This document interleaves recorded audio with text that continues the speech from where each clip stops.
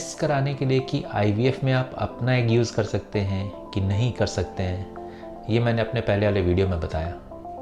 अब मैं बताऊंगा टेस्ट में क्या क्या प्रॉब्लम्स आ सकते हैं जिसमें कि आपको ये एडवाइस किया जा सके कि आप अपना एग मत यूज़ कीजिए, आप डोनर एग यूज़ कीजिए आईवीएफ के लिए। मतलब कि अंडा किसी और का लेंगे, हस्बैंड का सीमेन अगर ठीक है तो उन्हीं के स्पर्म्स लिए जाएंगे और उससे जो एम्ब्रियो बनेगा वो आपके यूट्रस में इम्प्लांट करेंगे और ट्रांसफ़र करेंगे और उससे आपको प्रेगनेंसी होने के चांसेस ज़्यादा हो जाती हैं। मैं doctor Vinod Agarwal, clinical director and fertility consultant, Sparsh IVF, Jamshedpur से बोल रहा हूँ।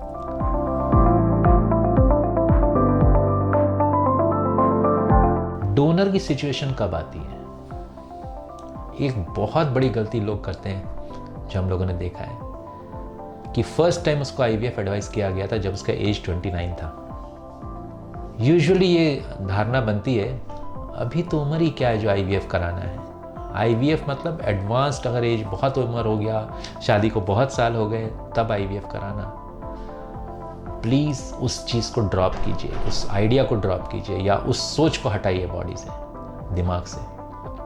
क्योंकि अगर आपका टेस्ट होने के बाद 29 साल की उम्र में पता चला कि दोनों ट्यूब एकदम फंक्शन नहीं हो पाएगी या ब्लॉक्ड है, वो नहीं खुल सकता, और आपको आईवीएफ बोला गया है, आप आईवीएफ करा लीजिए, वहाँ पे आपके प्रेगनेंसी होने के चांसेस बहुत ज़्यादा रहेंगे।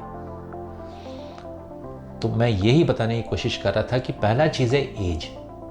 अगर आपका एज फैक्टर को हम लेते हैं तो अगर एज आपकी ज़्यादा की तरफ है तो आपका AMH जो टेस्ट में ये बताता है कि आपका अंडा बनाने का शक्ति कम हो गया है, या फिर आपका हम लोगों ने AFC किया, तो AFC जो हम लोगों ने किया जो दूसरे दिन, इसके पहले वाले वीडियो अगर आप चेक करेंगे तो उसमें ये बताया था मैंने कि AFC क्या होती है। अगर AFC भी कम है, AMH भी कम है और आज आपका एज भी ज़्यादा हो गया है 38, 39, 40 प्लस, वहाँ पे आपके चांसेस बहुत बढ़ जाते हैं कि शायद आपका अंडा हम ना यूज़ कर पाए और डोनर की ज़रूरत पड़े।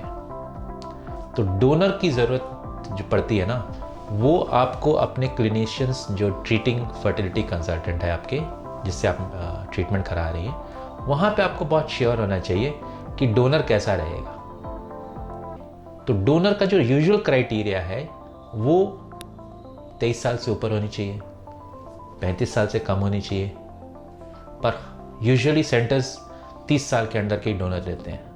उनको कम से कम हम लोग जो प्रीफर करते हैं कि एक नॉर्मल बच्चा होना चाहिए, ठीक है, उसे कोई बीमारी नहीं होनी चाहिए, एक एवरेज लुकिंग डोनर होना चाहिए।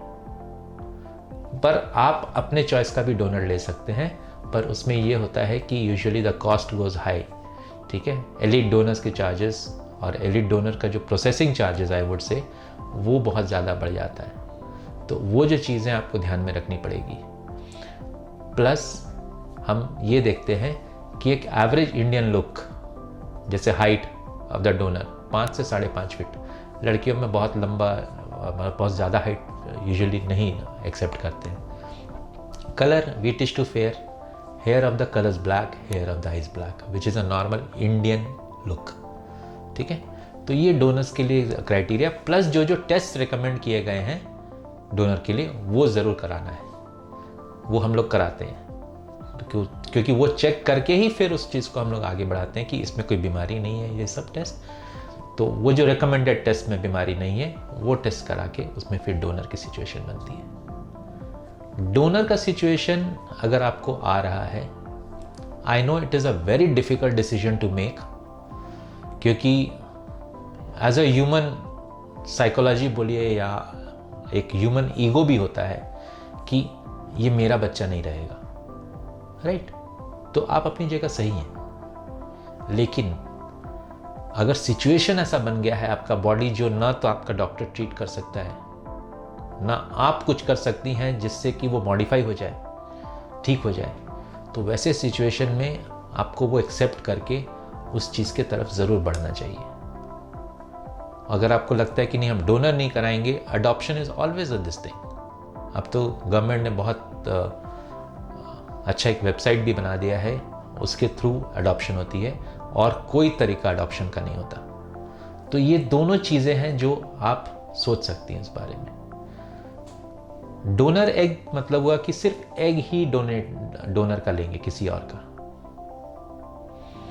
आपका हस्बैंड का जो स्पर्म से अगर वो क्वालिटी अच्छी है तो हस्बैंड का स्पर्म लेंगे, वो डोनर से एग से मिलाएंगे, एंड दैट डोनर जो उससे जो एम्ब्रियो बनेगा ना, वो आपके बच्चेदानी में डालेंगे। वंस एक बार बच्चेदानी जब रेडी हो जाता है उसके लिए, तो फिर हम लोग डालते हैं। तो उससे chances of having pregnancy is very high.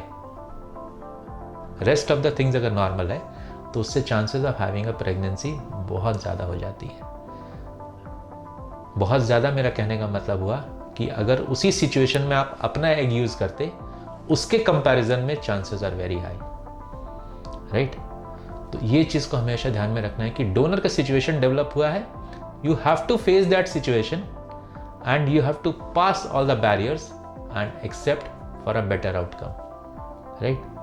तो अपने नेक्स्ट वीडियो में मैं आपको बताऊंगा कि अगर डोनर एग की ज़रूरत पड़ सकती है किसी किसी केस में, तो किसी किसी केस में डोनर स्पर्म्स की भी ज़रूरत पड़ सकती है। तो वो क्या केसेस होती हैं या वो क्या सिचुएशंस होती है जहाँ पे डोनर स्पर्म्स की भी यूज़ करने की नौबत आ सकती है। कीप वॉचिंग माई वीडियो, मैं आपको इस बारे में अगले वीडियो में बताऊँगा।